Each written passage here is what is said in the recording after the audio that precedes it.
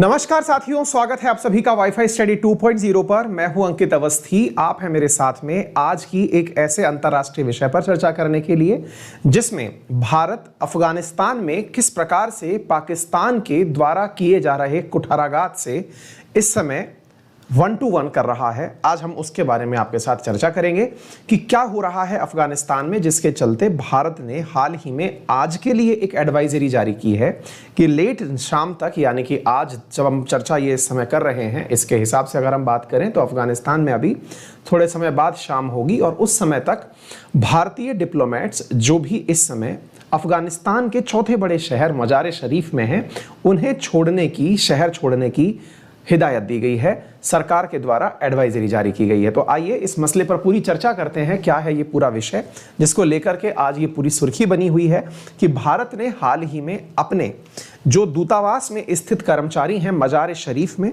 जो कि अफगानिस्तान का चौथा बड़ा सबसे शहर है, वहां से कर्मचारियों को छोड़ने के लिए कहा है कि वो उस जगह को छोड़ दें और जल्दी ही शाम को जा रही फ्लाइट में बैठ जाएं।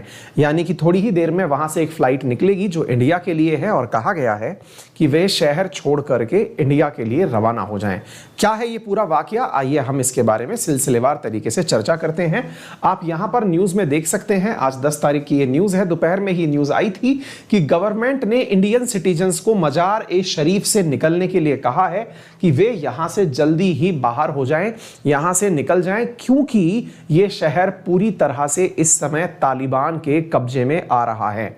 साथियों, मैं आपको बता दूं कि भारत का अफगानिस्तान में लंबे समय से दूतावास और वाणिज्यिक दूतावास स्थित है। ऐसी स्थिति में भारत के 5 शहर ऐसे हैं अफगानिस्तान में जहां पर हमने अपने दूतावास खोले हुए हैं, अपनी एम्बेसी एंड कॉन्सुलेट्स खोले हुए हैं। साधारणतया जो एम्बेसी होती है वो किसी देश की राजधानी में होती है। वर्तमान में ये शहर काबुल है जहां पर अपनी एम्बेसी स्थित है। इसके अलावा वाणिज्यिक उपयोग के लिए भारत के द्वारा इनके अन्य शहरों में वाणिज्यिक दूतावास खोले जाते हैं जहां से कमर्शियल एक्टिविटीज को किया जाता है। मतलब यहां से अगर आप चाहें तो भारत के लिए आने का वीजा प्राप्त कर सकते हैं। अफगानिस्तान का कोई व्यक्ति इंडिया आना चाहे तो इन्हें हम दूतावास कहते हैं, मतलब वाणिज्यिक दूतावास, कमर्शियल कॉन्सुलेट कहलाते हैं। भारत के इस प्रकार से अफगानिस्तान में कुल 5 स्थान हैं। प्रथम जो काबुल है, जो यहाँ की राजधानी है, इसके अलावा 4 बड़े शहर और। अब वो 4 बड़े शहर कौन कौन से हैं? तो इनमें से है ये मजार-ए-शरीफ, जिसे आज छोड़ने की एडवाइजरी जारी की गई है कि जितना जल्दी हो सके इस जगह को छोड़ दीजिए। इसके अलावा एक जगह है हेरात, इसके साथ साथ जगह है कंधार और जलालाबाद। अगर आपको ध्यान हो तो हमने इस कंधार के बारे में आज से मतलब अगर आज तारीख 10 है, 1 महीने पहले एक वीडियो किया था। अगर आपको ध्यान हो तो मैंने इसी पूरे कंधार विषय के ऊपर चर्चा करते हुए एक वीडियो किया था वाईफाई स्टडी 2.0 पर, जिसे लगभग 5 लाख लोगों ने देखा भी है। और मैंने इसमें बताया था कि क्यों छोड़ा भारत ने अफगानिस्तान में अपना वाणिज्यिक दूतावास। तो ये वाला जो टाइटल था ये मैंने कंधार के लिए आपको बताया था आज से 1 महीने पहले। अगर आपको याद हो तो यहां से आप ये न्यूज देख सकते हैं कि भारत ने 1 महीने पहले कंधार से अपने डिप्लोमेट्स वापस बुलाए थे।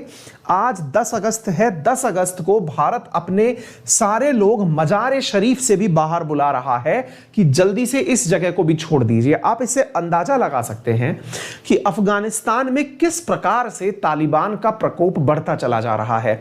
यानी कि अब अगर कहा जाए तो यहां के लगभग 85% हिस्से पर, जिसमें से भारत ने अब लगभग अपने सभी वाणिज्यिक दूतावासों पर यह कह दिया है भारतीय नागरिकों से कि वो जल्दी ही अफगानिस्तान छोड़ दें, फिर चाहे वो मजार-ए-शरीफ हो, हेरात हो, कंधार हो या जलालाबाद हो।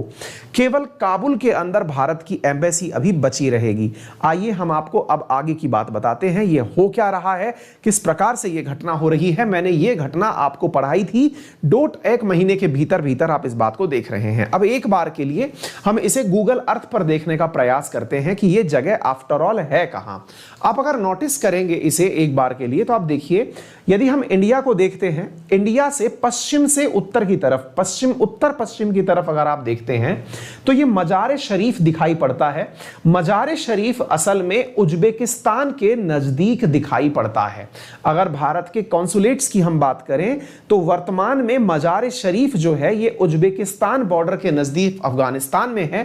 ठीक इसी प्रकार से जो भारत के अन्य जो क्षेत्र हैं वो इसी बॉर्डर में, जैसे आप यहां काबुल देख सकते हैं, यहां पर आपको काबुल दिखाई पड़ रहा है, ये अफगानिस्तान की कैपिटल सिटी है। अगर मैं आपको एक फिक्स मैप में इसे दिखाऊं तो आप मजार शरीफ को बिल्कुल ज्वाइन करता हुआ देख सकते हैं उज्बेकिस्तान से। उज्बेकिस्तान के निकट जो मजार शरीफ है इसे छोड़ने की बात की जा रही है। ऑलरेडी इंडिया कंधार छोड़ चुका है। आपको अगर फिगर्स में मैं बताऊं तो 1500 भारतीय यहां पर फंसे हुए हैं, उन्हें निकालने के लिए यहां से फ्लाइट अवेलेबल की जा रही है। अफगानिस्तान के अंदर अगर बड़े शहरों की हम चर्चा करें तो सबसे बड़ा शहर यहां का काबुल है, जिसकी कुल आबादी 42 लाख है। इसके बाद में कंधार, हेरात, मजार शरीफ, कुदुंज, जलालाबाद। अगर आप यहां पर नोटिस करें तो मजार शरीफ यहां का चौथा सबसे बड़ा शहर है।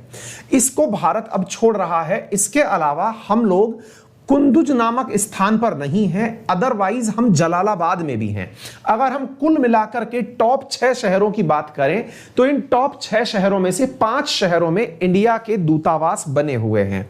ये जो कुंदुज नामक जगह है, इस कुंदुज नामक जगह पर तो आज की न्यूज ये है कि अमेरिका ने तालिबान के प्रकोप से परेशान होते हुए अपने लड़ाकू विमान भेज दिए हैं। आने वाली स्लाइड्स में मैं आपको यह चीज भी नोटिस कराऊंगा। तो आप इसे नोटिस कर सकते हैं कि यहां से आगे जब हम बात कर रहे हैं तो मजार शरीफ का आंसर हो चुका है, हेरात खाली हो चुका है, कंधार खाली हो चुका है, जलालाबाद खाली हो चुका है, अब केवल काबुल बचा है। आप ये एक ऑफिशियल ट्वीट से आइडिया लगा सकते हैं जिसमें भारत सरकार की तरफ से यह एडवाइजरी जारी की गई। एडवाइजरी के साथ साथ एक फोन नंबर जारी किया गया और उस पर कहा गया कि व्हाट्सएप पर आप अपने पासपोर्ट के नंबर और अपना कांटेक्ट नंबर भेज दें, आपको इमीडिएटली इंडिया ले जाया जा रहा है। साथियों, आप यहां पर इस तस्वीर से अंदाजा लगा सकते हैं कि किस प्रकार से, अगर आप इस कलर के आधार पर पहचाने तो ये धीरे धीरे किस प्रकार से तालिबान पूरे अफगानिस्तान को कवर करता चला गया, ये इन तस्वीरों से क्लियर है। तालिबान ने जब से अमेरिका ने कहा है कि वो अफगानिस्तान को छोड़ देगा, आपको मालूम होना चाहिए कि बाय द 31 ऑफ अगस्त पूरी तरह से अमेरिका अफगानिस्तान को छोड़ के चला जाएगा। इस दौरान तालिबान ने जितना ज्यादा यहां पर आतंक मचाया है, इसका अंदाजा इस बात से लगा सकते हैं कि अफगानिस्तान में जो चुनी हुई सरकार है, लोकतांत्रिक सरकार, उसे तालिबान उखाड़ने के जो प्रयास कर रहा है वो तो एक तरफ हटाइए, इसके अलावा लगभग 1700 बेकसूर लोगों की अब तक जान जा चुकी है। बहुत सारे घायल इस समय अस्पतालों में भर्ती हैं। यहां पर महिलाएं पूरे तालिबानी शासन के डर से कमरों में कैद हैं। साथियों, वर्तमान में यूनाइटेड नेशन सिक्योरिटी काउंसिल में इंडिया की अध्यक्षता में अफगानिस्तान की स्थिति को लेकर भी चर्चा हुई।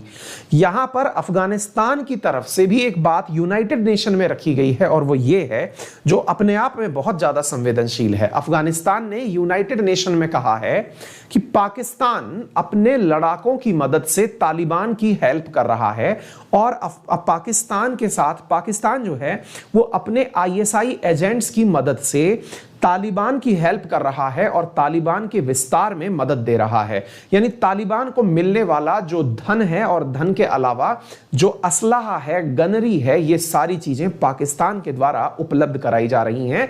यूनाइटेड नेशन में अफगानिस्तान के द्वारा इस बात के प्रमाण प्रस्तुत करने का भी दावा किया गया। अफगानिस्तान ने कहा इस बात के पुख्ते सबूत हैं कि पाकिस्तान अफगानिस्तान की स्थिति को खत्म करने, चुनी हुई सरकार को गिराने और तालिबान को मजबूत करने का प्रयास कर रहा है। यह अपने आप में बेहद चुनौतीपूर्ण मतलब वर्तमान स्थिति बनी हुई है। साथियों, अगर हमने तथ्यों के आधार पर आपको बात बताई तो मैंने आपको बता दिया कि लगभग 1500 से ज्यादा भारतीय इस समय इंडिया के जो हैं वो अफगानिस्तान में काम कर रहे हैं, जिन्हें इवैक्यूएट करने का कार्य किया जा रहा है। इससे पहले आपको याद हो कि हमने कंधार से अपने लोगों को निकाल लिया था और उसी दौरान हमारे तरफ से यह कहा गया था कि कंधार जो डिप्लोमेसी है, जहां पर हमारे कॉन्सुलेट्स हैं हैं वहां पर लोकल जो लोग हमने एम्प्लॉय रखे हुए हैं वो काम करते रहेंगे, इंडियंस वहां से बाहर आ जाएंगे। साथियों, आपको यदि याद हो तो एक चीज यहां पर आसानी से समझ में आ रही है कि तालिबान असल में भारत के साथ क्यों इस प्रकार का बर्ताव कर रहा है। तो कहीं ना कहीं यह कंक्लूसिव आसानी से है कि तालिबान को समर्थन पाकिस्तान का है और कहीं ना कहीं पाकिस्तान तालिबान की मदद से भारत के खिलाफ कार्य करने में तालिबान को उकसा रहा है। एक अमेरिकी मैगजीन के हवाले से यह बात भी निकल के आई थी, अगर आपको याद हो तो रॉयटर के एक पत्रकार का, जो कि भारत की तरफ से काम करते थे अफगानिस्तान में, जिनकी पुलित्जर पुरस्कार विजेता थे, उनकी तालिबान ने हत्या कर दी थी। अगर आपको मालूम हो तो एक मैगजीन ने इस बात का भी खुलासा किया कि जब तालिबान को यह पता चला कि यह फोटो जर्नलिस्ट इंडिया का है, पहले उसे जीवित पकड़ा गया था, और जब वो फोटो जर्नलिस्ट पता चला कि यह इंडिया का है तो तालिबान ने उसे मार दिया था। कहने का अर्थ यह है कि तालिबान अफगानिस्तान में पाकिस्तान की वजह से भारतीयों को निशाना बना सकता है। ऐसी स्थिति में भारत जितने भी संभव है डिप्लोमेटिक प्रयास कर रहा है कि अफगानिस्तान में अपनी स्थिति को मजबूत रख सके। फिर चाहे इसके लिए हाल ही में दोहा से भारत आए हुए एक स्पेशल एनवॉय, जिन्होंने अमेरिका और तालिबान की मध्यस्थता करवाई थी, उनसे भारत ने बातचीत करी। हाल ही में भारत के विदेश मंत्री एस जयशंकर साहब ने ईरान में जो इब्राहिम राइसी की जो वर्तमान में मतलब राष्ट्रपति पद की शपथ ग्रहण समारोह रहा, वहां पर भी उन्होंने शरीक किया ताकि भारत ईरान के साथ मिलकर अफगानिस्तान में अपने हितों की सुरक्षा सुनिश्चित कर सके। बहुत से लोगों के मन में एक ही सवाल बनेगा और वो सवाल ये है कि क्यों नहीं अमेरिका ऐसी स्थिति में अफगानिस्तान में अफगानिस्तानी लोगों की मदद कर रहा है और तालिबान को क्यों नहीं पीछे हटाना चाह रहा है, जबकि उसने तो कहा था कि परिस्थितियां बिगड़ेंगी तो मैं मदद करने आऊंगा। तो यह बड़ा सवाल है।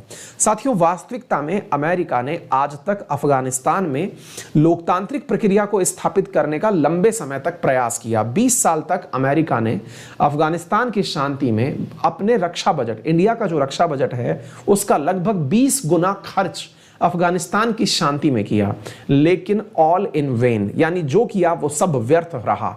ऐसी स्थिति में अब अमेरिका का स्टैंड बदल चुका है। अमेरिका बोलता है कि हमने अफगानिस्तान की जो लोकल सेना है उसको इतना काबिल बना दिया है कि वो खुद से ही लड़ लेंगे और खुद से ही समझ लेंगे। कारण ये है कि अगर हम अमेरिकी सैनिकों को वहां भेज के रखते हैं तो लोकल अमेरिकन्स जो अमेरिका में रहते हैं वो सरकार के इस प्रकार के कदम का समर्थन नहीं करते।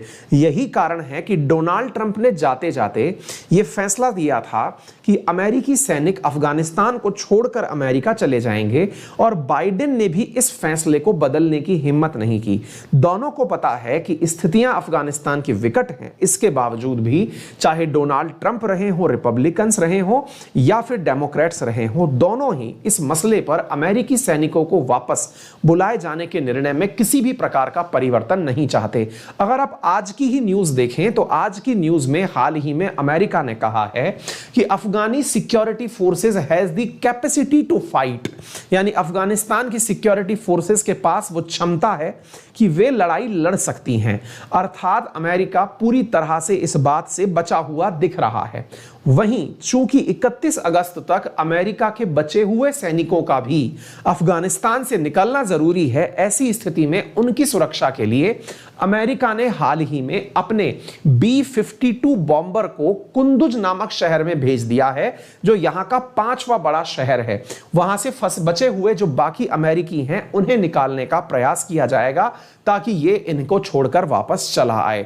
ये था साथियों पूरा अपडेट। तालिबान के कारण अफगानिस्तान की स्थिति निरंतर बिगड़ी जा रही है।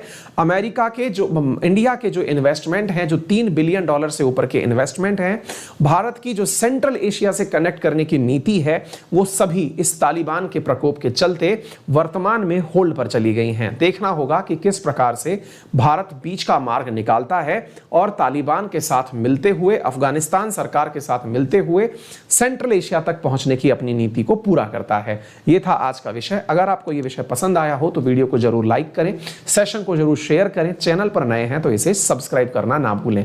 मेरा रेफरल कोड है अंकित10, जिसका उपयोग करके आप अनअकैडमी पर मेरे साथ में free special classes, paid batches पढ़ सकते हैं। मैं अगर फ्री स्पेशल क्लासेस की बात करूं तो रोजाना सुबह 10 बजे मेरे द्वारा करंट अफेयर्स की क्लासेस ली जा रही हैं। कल जुलाई मंथ का करंट अफेयर रिवाइज करवाया जाएगा। इवनिंग में कल यानी बुधवार के दिन शाम 8:30 पर RAS कैसे बने, इसकी स्ट्रेटजी, फॉर्म कैसे भरना है, क्या कुछ करना है, तमाम बातें कल अनअकैडमी पर रात 8:30 बजे एक स्पेशल क्लास के माध्यम से, जो फ्री स्पेशल क्लास है, आपको बताया जाएगा। कल यानी बुधवार से ही मेरा SSC कैटेगरी के अंदर एक नया बैच शुरू हो रहा है मॉडर्न हिस्ट्री का। यदि डिटेल में इंडियन जीके पढ़ना चाहते हैं आप उसे ज्वाइन करें। UPSC कैटेगरी में हमारे द्वारा ऑफर्स बहुत सारे अवेलेबल हैं, आप उन्हें ज्वाइन कर सकते हैं, जिनमें फ्री स्पेशल क्लासेस तो मिलती ही हैं। इसके अलावा पेड कोर्सेज में जितने भी एडुकेटर्स पढ़ा रहे हैं उन सब की क्लासेस आपको प्राप्त होती हैं। कोर्सेज के साथ साथ आपको सारा कंटेंट रिटर्न में मिलता है, बुक्स में लिखित में मटेरियल मिलता है।